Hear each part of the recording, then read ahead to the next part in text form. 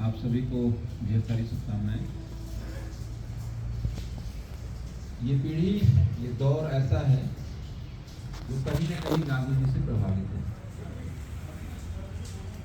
मैं ये बात इसलिए कह रहा हूँ कि पूरे विश्व में जो गांधी जी के विचार, गांधी जी की फिलॉसफी, गांधी जी की जो परंपरा, उनकी धारणाएं थी, वो फिर से खोजी जा रही हैं, फिर से उसको तलाशा जा रहा है। दो युद्ध की बात पांडे जी ने कही, एक मध्य एशिया में चल रहा है और दूसरा यूरोप में चल रहा है। पिछले 2 सालों से यूरोप का युद्ध या उससे अधिक से चल रहा है। समाधान का कोई अभी विशेष रास्ता निकलता हुआ दिख नहीं रहा, प्रयास जारी जरूर है। ऐसे ही जो मध्य एशिया का संघर्ष है वो भी चल रहा है। तो जब भी संघर्ष की बात आती है, जब भी युद्ध की बात आती है, तो गांधी जी याद आते हैं और गांधी जी की फिलॉसफी ही काम आती है। मैं एक बात और कहना चाहूँगा आपसे कि आपने हो सकता है गांधी जी की फिलॉसफी या उनकी किताब ना पढ़ी हो, तो एक उनकी बहुत फेमस किताब है जो हिंद स्वराज के नाम से, जब वो आए थे यहाँ पर और उन्होंने भारत पर भ्रमण किया था, तो उसके बाद उन्होंने एक किताब लिखी थी हिंद स्वराज। बहुत पतली किताब है, उसमें गांधी जी की पूरी फिलॉसफी है। मुश्किल से मेरे ख्याल से अगर आप देखेंगे तो 100 रुपये के अंदर वो किताब है, पढ़ने लायक किताब है। आप उसको पढ़ेंगे तो बहुत चीज़ें मिलेंगी। जब वो कहते हैं कि मैं मशीनों का समर्थक तो हूँ, लेकिन बहुत बड़ी मशीनों का एक लिमिट तक समर्थक हूँ। जहाँ बड़ी मशीनों का काम हो वहाँ बड़ी मशीनें काम करें, लेकिन अगर कपड़ा दर्जी बना सकता है तो दर्जी को ही बनाना चाहिए। वहाँ पे हम सिलाई मशीन का प्रयोग तो करें, लेकिन दर्जी को भी उतनी ही रिस्पेक्ट दें। तो कहने का मतलब कि आप मानव की मूल्य, जो मानव का मूल्य है और मानव का जो श्रम है, उसको आप कमतर नहीं आंक सकते हैं। एक लिमिट तक आप उसको जो है रिप्लेस करना चाहें। अगर सारी चीज़ को रिप्लेस कर देंगे तो फिर हमारा जो मानव संसाधन है, जिसको रोज़गार मिलना चाहिए, उसको आप रोज़गार कैसे देंगे। हम सभी जो यहाँ बैठे हैं वो कहीं ना कहीं कंट्रीब्यूट कर रहे हैं, नहीं कर रहे हैं, कर रहे हैं ना। तो ऐसे ही हमारा समाज का सारा तबका, हर नागरिक इस देश के लिए कंट्रीब्यूट करता है। एक उनका दूसरा विचार था कि हमें अपनी पुरानी जो पद्धति है उस पर अभी वापस आने की ज़रूरत है। जैसे उन्होंने कहा कि जो प्राकृतिक चिकित्सा है, जो नेचुरल थेरेपी है, वो सबसे बड़ी थेरेपी है। अभी जब आप बैठे थे तो ये बात हो रही थी कि धूप आ रही है और एक बात पांडे जी ने कही कि भारतवर्ष में सबसे ज़्यादा लोग जो झेल रहे हैं वो विटामिन डी की डिफिशियंसी झेल रहे हैं। पहले तो ये डिफिशियंसी नहीं हुआ करती थी, तो हम नेचुरल जो हीलिंग है उसको हमने लेना बंद कर दिया है। विटामिन डी के लिए हमें सुबह उठना है और सुबह धूप में निकलना है, तो ये भी एक नेचुरल हीलिंग है। वो एक प्रसंग आता है उन्होंने कि किसी की हड्डी टूट गई थी, तो उन्होंने मिट्टी का प्लास्टर किया था। उसमें मिट्टी जो वो चिकित्सा क्या बोलते हैं, मड थेरेपी थी, वो उन्होंने यूज़ किया था। उस समय यही प्रचलन में रहा होगा, तो उन्होंने उसका यूज़ किया था। अब हम आगे तो बढ़ रहे हैं, लेकिन हम अपनी प्राकृतिक चिकित्सा को ना छोड़ें। अन्यथा क्या होता है कि पहले सल्फर ड्रग्स चले, दूसरे ड्रग्स चले, और सबसे हम क्या होते गए, धीरे धीरे उसके प्रति टॉलरेंट होते गए। मतलब वो दवाएं काम करना बंद कर दी। फिर हम एंटीबायोटिक पे आए, एंटीबायोटिक में भी फर्स्ट जनरेशन आई, सेकेंड जनरेशन, फिर हम कितनी जनरेशन तक आगे बढ़ेंगे। हमारा शरीर जो है उससे इम्यून होता जा रहा है, तो वहाँ पर हमें अपने बॉडी को इस तरह से एडजस्ट करना है।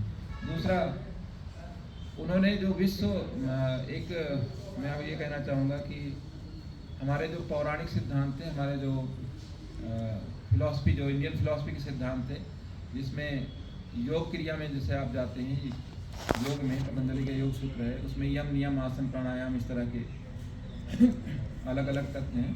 तो गांधी जी का जो मूल धारणा थी वो यम पे आधारित थी। यम में क्या होता है, सत्य है, अहिंसा है, आस्ते, जिसको चोरी न करना, अपरिग्रह, ज़्यादा संचय न करना, और ब्रह्मचर्य। अब मैं छोटी सी बात को अगर लेकर के आपके आगे बढ़ूँ, अगर आप ज़्यादा संग्रह करेंगे तो किसी न किसी का हक मार देंगे, और आलमारी जो है उसमें रखने की जगह नहीं मिलेगी, फिर क्या करेंगे? वो सड़ेगा, फिर आप उसको सोचेंगे किसी गरीब को दे दें या किसी उसको दान करें या बाहर फेंक दें। कुछ नहीं समझ में आएगा तो आप कूड़े में फेंक देंगे। तो आपने देश के रिसोर्स का अनावश्यक संग्रह किया और उसको अगर आपने कूड़े में फेंका तो उसको खराब कर दिया। ऐसे ही भोजन के बारे में मैं कहना चाहूँगा, भोजन उतना ही हमें लेना चाहिए जितना हम कंज्यूम कर सकें, जितना खा सकें। उससे ज़्यादा अगर आप लेते हैं तो आप किसी व्यक्ति का भोजन काटते हैं, क्योंकि उसको ज़्यादा लेंगे तो आप नेचुरली आप उसको कहीं बाहर फेंकेंगे, नाली में फेंकेंगे, तो वहाँ भी आपको अपरिग्रह की आवश्यकता रहेगी। तो मैं गांधी जी के फिलॉसफी से मैं अपनी बात करूँ तो मैं बहुत प्रेरित रहा हूँ और मुझे लगता है कि इस देश का में जो हवा चलती है, जो उसकी सांस है, उसमें हर जगह गांधी जी विद्यमान है। मैं दूसरे संदर्भ में गांधी जी को कोट करना चाहूँगा।